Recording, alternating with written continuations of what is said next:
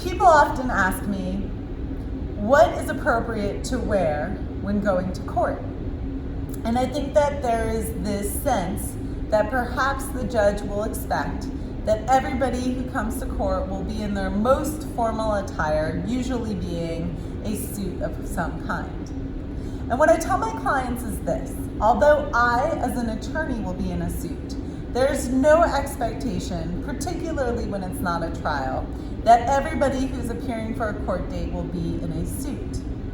Rather, you want to make sure that you're wearing something that honors the formality of the occasion, so something that couldn't be perceived as disrespectful. Usually disrespectful clothing includes anything with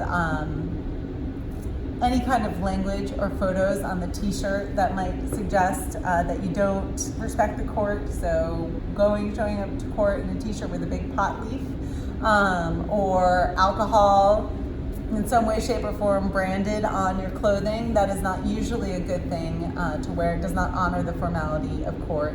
But if you work in a hospital and you are coming to court on your way to work or from work and you're in scrubs, well, then that will not be frowned upon.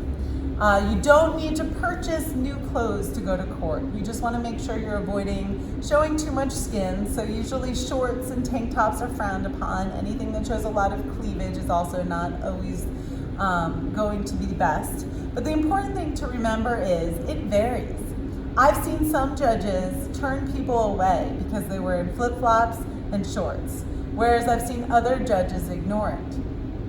But if you are dressed in a way that shows that you're honoring the formality of the situation, so sometimes that's business casual, just make sure your clothes are clean, and don't have disrespectful or questionable messaging on it, then you will probably be okay and it shouldn't be an issue. But if you are worried about it, you can always call ahead of time and ask the clerk if the judge has any preference about a dress code. Because if the judge does have a preference, I promise you that the clerk will likely know about it and would be happy to share that information with you.